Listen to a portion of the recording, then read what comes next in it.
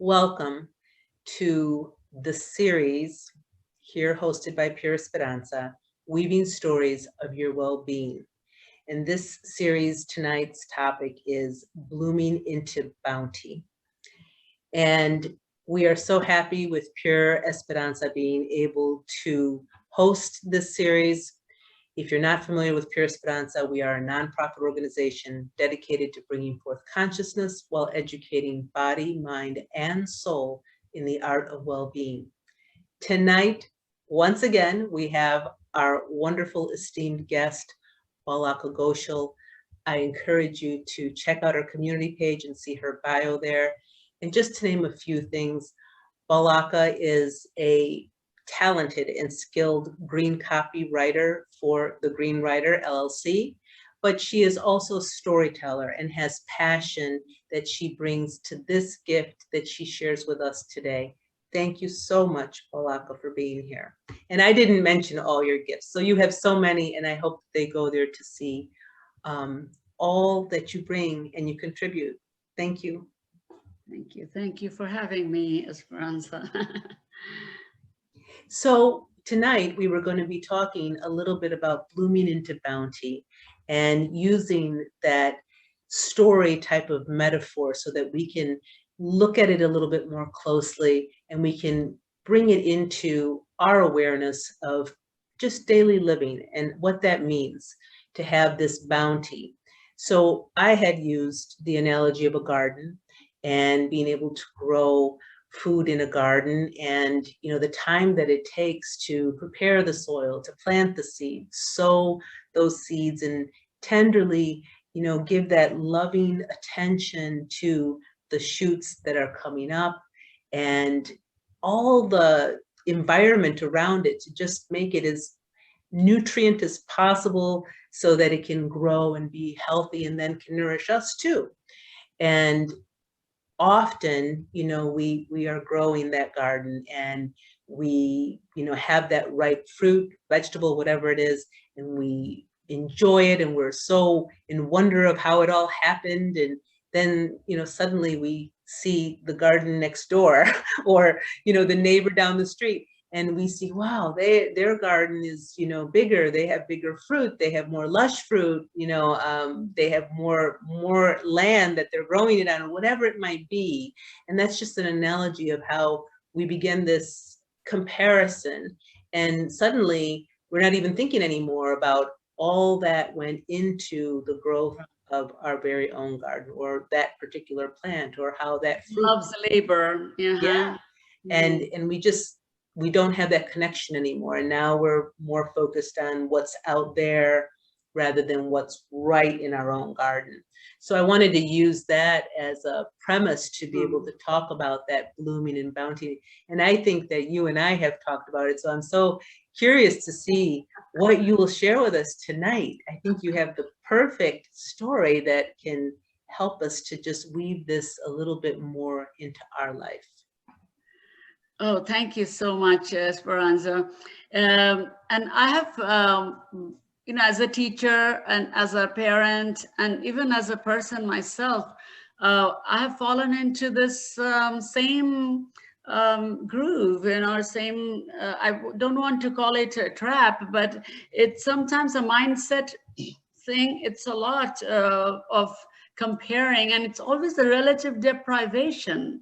We don't look at those who have less than us. We have a tendency to see who has more. And even if they don't have more, we perceive it that, okay, they have a better, opulence than our own. And over time, through the ages, the concept of bounty is constantly being redefined and stretched to a point where even when you have enough, there is a sense of relative deprivation. And so that reminds me of the story, again, from my culture back in Bengal. There's a story of the Janjal Nagari, which is like Trashville, kind of like the Phantom Toll Booth, if you've read it. So there's a play of words there. People in that Trashville basically live by the literal meaning of words. So here's what happened. They are so used to doing that they're very careful about what they say and what they promise, because every bit of it will be weighed and they have to pay up. So here is a friend from outside Trashville visiting a friend who lives in Trashville with 7 children. So it's getting kind of dark and he's trying to find his way, and the numbering on the street is a little weird, like it happens, in many new cities. And he is trying to figure out, he saw a bunch of children. I said, oh, let me ask them. They're playing on the street, they'll know. I said, hello, kids, can you tell me where I can find this house? And showed the house number. And they looked at it and said, wow, this is our house. So as they were about to blurt out, oh, this is our house. So who are you visiting us? Before they said it, the gentleman, in order to encourage the kids to help him, promised that, oh, I will give you you will get the biggest cookie ever if you help me. And they said, wow. Now they said, if you help me, so they felt kind of a responsibility to do a lot of helping, because just telling them, oh, that's our house, come, we'll take you there. And then to get the biggest cookie for that didn't feel fair enough. So they did a lot of geometric calculations and angle with the constellations and impressed this man, but basically took him to their own home. And after that joyful connection with the old friend, he realized that, oh, these kids are actually my friend's kids. So, oh, I have promised you the biggest cookie and you will get it. So the kids are excited. And the man went to the bakery the next day and ordered specially big lushes, like thick with chocolate chunks in them. I thought, oh, these kids are going to be so happy, because that size is never sold in the grocery stores. So 7 such big ones in a big box. He brought them and opened in front of them, got all the kids around the table, opened it, and they all looked totally like they had the dull gaze, like, oh. Said, hey, but this is so big, you don't like it? Do you like, what kind would you like? And he was disappointed, no doubt. But the kids were like, no, thank you. And they all walked away. So I said, wasn't this big enough? Well, his friend was rich, so that maybe they eat big cookies once in a while. So he ordered bigger ones. And still they were not excited. Then he almost ordered like medium pizza, large pizza size cookies that are like huge and heavy, and he had to take help to bring them home. Gave it to them, and they looked at it, they looked at all the cookies and said, no. That's when the friend was like, what do I do now? What do I do? Why aren't these kids happy? And then the friend, who's the father, walked in and said, hey, what's up? Is everything okay? Oh, well, I have a problem. I don't know if you can help. And he felt so bad to tell this friend that your kids are grumpy no matter how big a cookie I bring them. But he finally said that, hey, which size do you think would make them happy? Because I started from this, like 5-inch diameter, and now they're like a large pizza and they're still not excited about it. The biggest cookie. What do I do? He said, what? You promised them the biggest cookie? I said, yeah, day 1 when I came here, they helped me find your house. I said, friend, be very careful about what comes out of your mouth here. So just leave it to me. Just bring me some cookie dough and don't worry about it. So from the grocery store, the friend brings just 2-3 boxes of the dough. And the friend, he watches like, what's the miracle? Just 2, 3 boxes, and that will be enough for these 7 kids who were not happy with pizza size. You know, the largest ones that he ever saw in his life. And now he watched in wonder that the father and the parents, both parents, made batches and batches of cookies, about, 20 of them, and said, all a different size. Each cookie was like tin, tin, tin, tin, tin, tin, tin, tin, tin. And then he's like, okay, don't worry, just watch what I do. Be quiet and just watch. So he called one child at a time. So we have something special for you. Come to the dining room. And the child came and said, okay, pick the largest one. The largest one is for you, just as promised. And he looked around, carefully measuring, and he took the largest one. Happy, went out the door. The next one came, picked a smaller one, but that was the biggest one. And then even the 7th child came in, looked around, and got the biggest one, which is a standard cookie size, but it was bigger than the others. And he went away happy. And the dad said, see, all they wanted is what you promised, that you'll get the biggest cookie. So they were comparing with the others on the tray and taking all the satisfaction and getting the biggest one. They don't care, even if you give them, earth-sized cookies, if every one of them have it. So the friend was, of course, surprised, but this doesn't make any sense, because they would have enjoyed so much more if they had accepted those large cookies that I brought. I said, well, this is Trashville, my friend. So you are just playing with words, and they don't care if they're even missing out. They're ready to take up the battle. They're ready to stress over things and pick a smaller cookie and feel that, ooh, I have the biggest one from the lot. Just like, in a slum, maybe the man who has a tiny color TV feels like, see, I have a colored TV.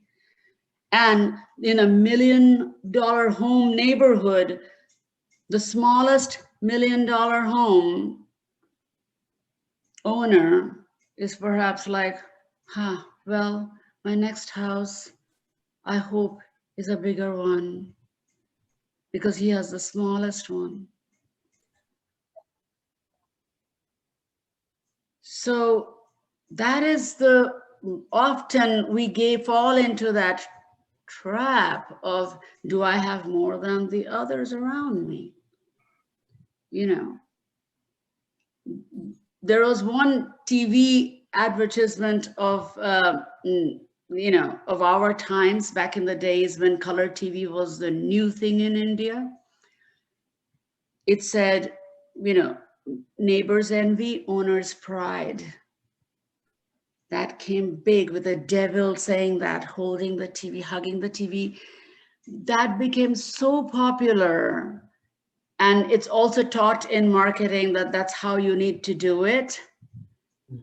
And to me, I always disliked that ad. I took my break time during that. I would just walk away from the room, because I didn't want to feel that, okay, no, one day I'll ever buy that TV if it causes my neighbors envy, But that's how we have defined things to be, that I have more than the others, that gives more satisfaction than everyone having it.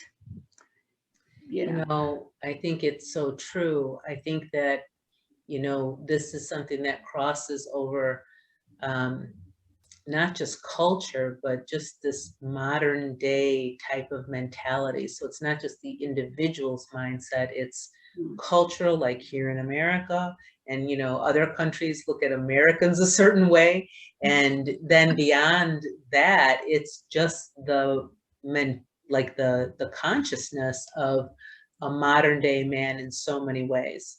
And I think that when you and I had spoken before, you talked a little bit about how someone with legs and walking to work, is joyful that they can get to work, but then no sooner. Would you like to share that little bit with us? There was a poem that I read as a child that a poor man was very sad that he didn't have shoes like other people had. He used to walk barefoot to work, or wore very ordinary sandals, and he kept pining for shoes until the day he saw a man with only one leg, and then he saw another man with no legs, and then thought, at least I have legs. But that's a rare kind of wisdom. Usually what happens is you pine for shoes, but then when you get the shoes, you have a euphoric, short period of time of celebration, and then you start pining for, cycle. That I wish I had a cycle, then I could go to work much faster. And look at them just going past me, zipping past. And then you have a cycle, and then a motorcycle goes past you, and so, oh, I wish I had a motorcycle, and I only have a cycle. Come on, I have to pedal all the way. And then you have a motorcycle, and you start visiting your friends without a reason, just to show you what a new little toy that you have. And then you have a new pain that, oh, I don't have a four-wheeler car. Because many people in other parts of the world think, oh, America is the El Dorado, because everyone has a car. Even poor people have cars and refrigerators and no matter what, microwaves. But those who have cars in America are actually comparing the model. Oh, next time I'm going to save up and I'll make sure I have that model or this model. Even those who have Mercedes are actually looking at other higher models or sports vehicles to pine for. So it's always like, wait, hey, what happened about the two legs of the man without the leg? Aren't you feeling lucky enough? Like you have your bounty. Well, Yeah. we don't want to discuss it because it is so ingrained into our mind. It's true. It's true. And I think that you made a point there, because it isn't about about having to have less, and that's not what we're trying to convey with this message, but it's just about understanding what your bounty is and that appreciation. And of course, there are so many different speakers and books out there on gratitude, and even gratitude challenges for 15 days and whatever they are. But this is just a mindful practice, everyday living. It's how we actually view, how we perceive ourselves living day in and day out. Because you're right, even if you get the most expensive model type of car that's out there, within that, there's going to be another line. There's a line, and there's going to be another make of that brand that's going to be the better one.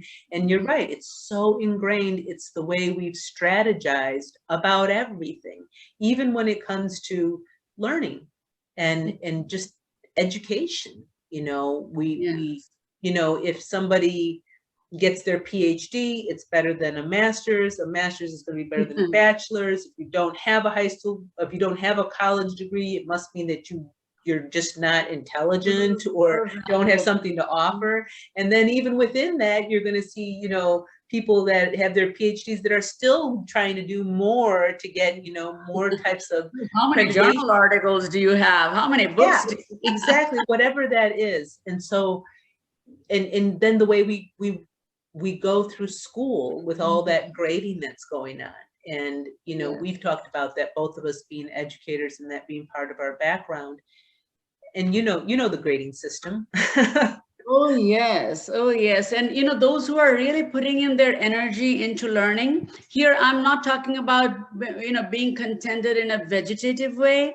Right. So you're putting doing your love's labor, you're enjoying the stories that you're reading, your textbooks that you're reading, you're listening to your teacher, trying to do your homework, and your grades move up from the initial D's and C's to a high B.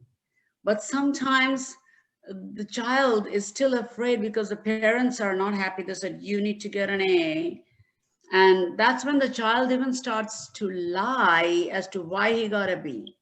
So, you know, we're not only missing out on the, hey, you moved from D to B. Wow, that's so good. And one day I know if you keep striving that way, you will get an A. That's bringing hope and also more striving in a positive way rather than feeling, oh, but, you know, all my friends' children or all my friends' parents are very ecstatic because they got all A's and they're going into that, you know, special ceremony for all A kids. They stood up in the hall, parents clapped, but I didn't get up. So in spite of the growth, the child was still sad that I didn't make that mark. So we have defined those lines. In nature, there is no such lines as grades that this apple is good and anything under that size is bad apple. Yeah. We don't do that. But in human society, in a way to encourage children or encourage human beings to excel or want to excel and strive, we actually made a counterproductive system also.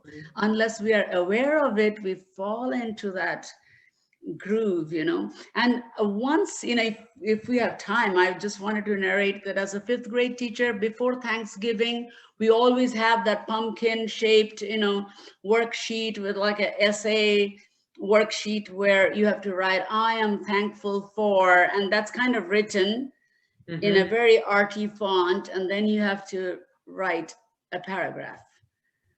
But I was teaching in an inner city school where children had their problems and they were mostly like chewing their pencil, and then I'm not thankful for anything. I'm not, so I have nothing to write. Can I turn in a blank paper? And then, no, I'm sure you have something to be thankful for. But most of the children didn't write anything because they said, me too, I'm not thankful. And I had just read about a teacher in Philippines, an American teacher who had dedicated her life for children, for poor children, and they didn't have a board. They were on ground writing the fingers on the dust. Okay?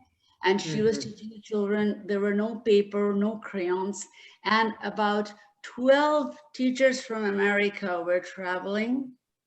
They knew about the school. They were her friends, actually, so they took supplies with them. And also a whiteboard on which you could do with dry erase markers that children have never seen. Things that, you know, you could actually draw with colors like that.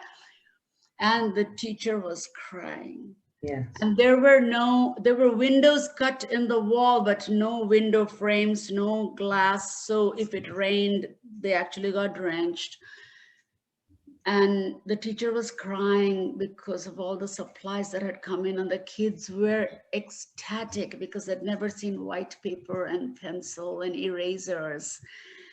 It was such an emotional story that I said, okay, let me tell you about this school. And then you can compare this is air-conditioned school, all your supplies are there. You have a classroom library, you have air-conditioned bathrooms too. And, you know, you can flush the toilet. Yeah.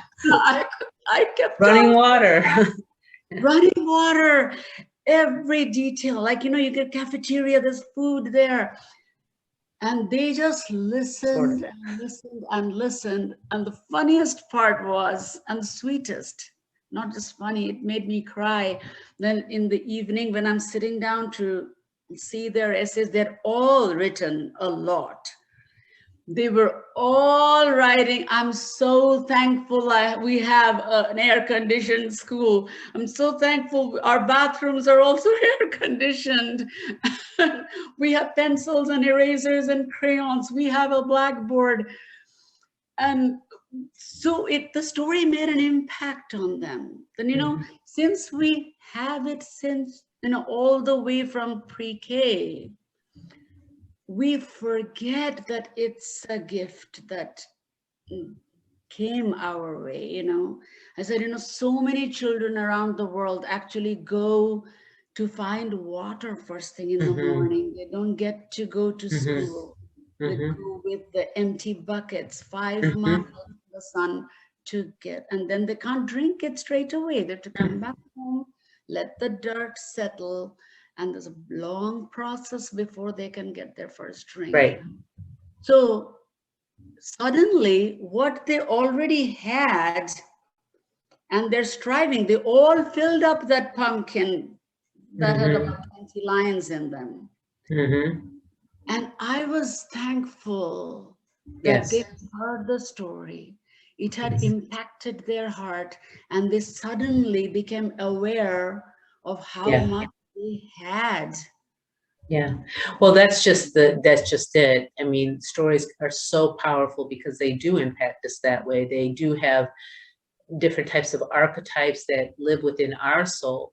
And a lot of what we're talking about right now, we think about it in terms of consciousness. It's a poverty of the mind, and ultimately it's kind of an infliction in humanity, that exists, and how we transcend that. And how do we move past that? And when you were talking,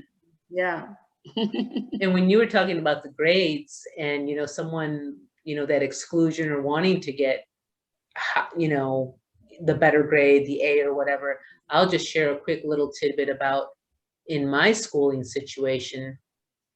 I was blessed to be one of those children that could get A's really readily and easily. And then when I got an A+, well, what else was there? It didn't have any gratification for me.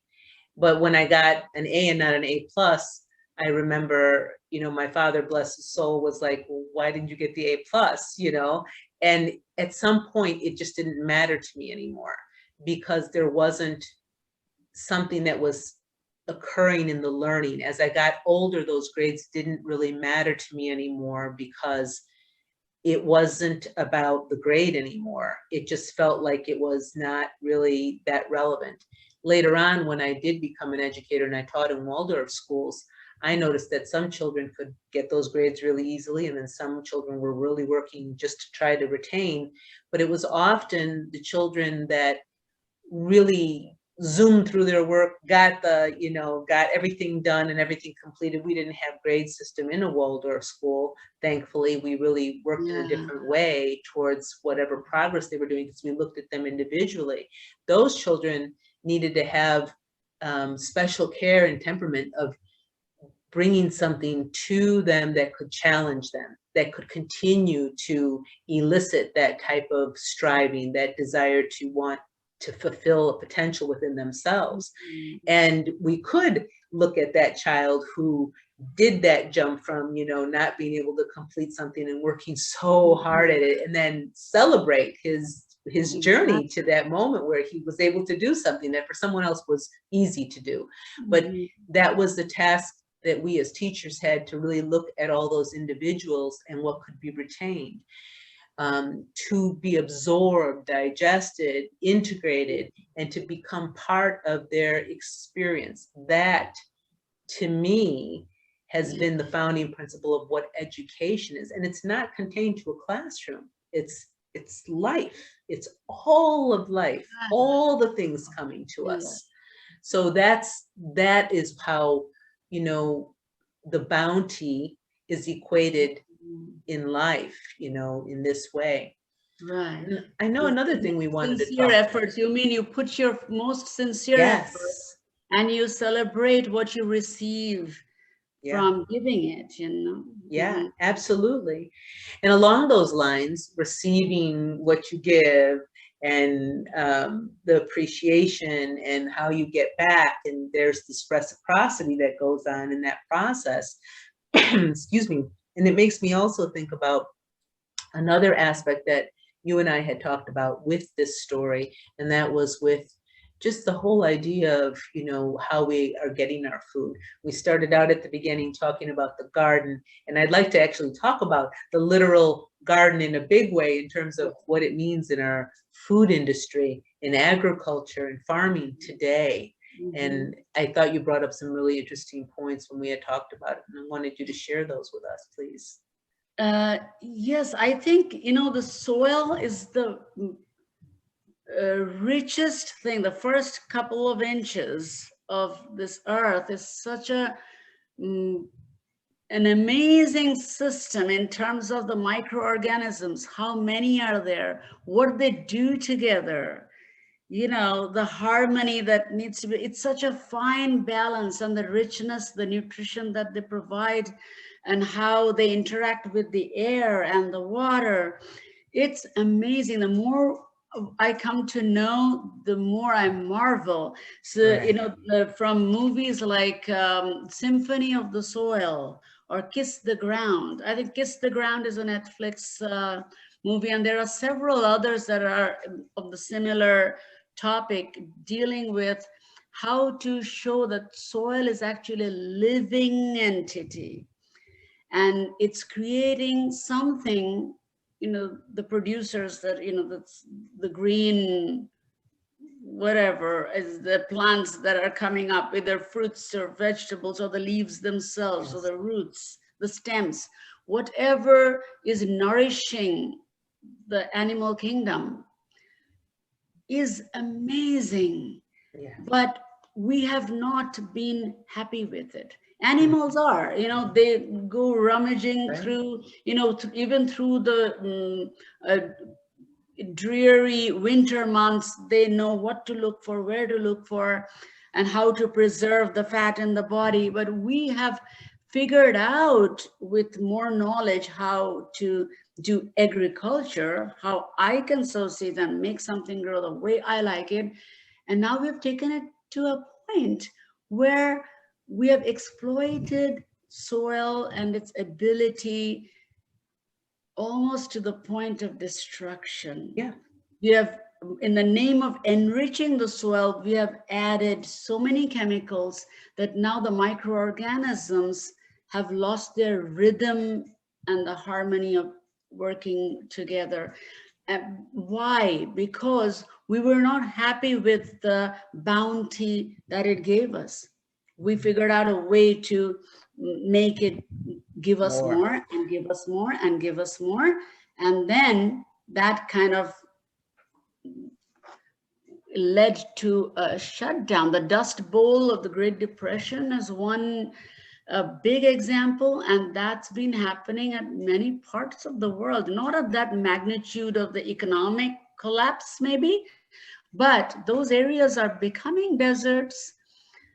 And we need to bring it back. And we were more wise, conscious consumers back in the days when of our grandparents, when there was a responsibility with this receiving of food. Even a little bit gave contentment. But now even farming has become like a corporate plan. The Monsanto, for example, they came up with this genetically modified corn, for example, again, that just is not the solution, but it has now invaded space of farmers who really don't want to go that route. It has become political, and bounty again has become a very relative term, not bringing the happiness and the nutrition, the healing that food was meant to be, not just in terms of calories. There are so many other enriching part of food, the life energy, which is beyond calories. And we are losing out on that. So Yes. maybe we really need to look at bounty and what it Yes. means to our soul, That's so beautiful the way you stated that. And I would even say, we think about our grandparents, but my grandparents came from another country, your grandparents were from another country. But, we think about the indigenous people that, you know, the idea of reciprocity was the natural accordance with how they lived with the land. And that was a harmony that was there. They did have a built-in sense and knowing through the people that it was all interconnected in the way they worked with the land, how the land gave to them, not taking more than what they needed, but they still had abundance. Yes. Even to understanding when there was lean times. And, now just recently I was reading into, how we, in the process of ketosis are burning our own fats for fuel, and how that's allowing us to regenerate ourselves as well. But because our diets have become so disconnected, most of us, especially here in America, burn sugar for fuel, in some capacity. So we, shut off that ability for our brain to do that. And therefore we have this, imbalance. And it's a vicious cycle, Yeah, and the cause for so many diseases, etc. So it's all about this connection, and this connection and interconnectedness is about the bounty. It's about all dipping into this bountiful way of having this connection with life and understanding how we give and receive, and how we do it in a harmonious way. Right. And that reminds me suddenly of the Stone Soup book, where not only was the perception that, oh, the soldiers are coming now, but every family felt we don't have enough. We don't have enough. But also the other aspect of bounty is when we put all our energies together, it's kind of slightly deviating, but at the same time, at the last scene of everyone enjoying the soup, the whole village gathered around all the tables, they kind of made a sumptuous meal after all the families individually were thinking, we don't have enough. We don't have enough to give. We're just somehow eking out a survival. And they were having, anyone who had suddenly walked in that time would feel, wow, here's a village that's really eating well. She said there was bounty spread and hidden, obscure, but it's that mindset again, that leadership of those soldiers, their beautiful, wise idea made everyone feel rich and fed that night. Yeah. So beautiful, Balaka. Thank you for bringing that up. And with that, I'd like to say that that is truly what we're doing here with Weaving Stories of Your Well-Being in our way, in our modest and humble way. We bring these stories so that you can have a little bit of that sense of what that bounty is and how to feed and nourish your body, mind, and soul. And with each of these stories. And maybe you do something, really in sync with this as we're talking, and we would love to know your ideas, so definitely share that in the comments. Please share them in the comments, and and check out our other YouTube series. Weaving Stories of Your Well-Being is one, but there's so much rich nourishment on so many levels of body, mind, and soul. And here with you every month in these stories of Weaving Stories of Your Well-Being.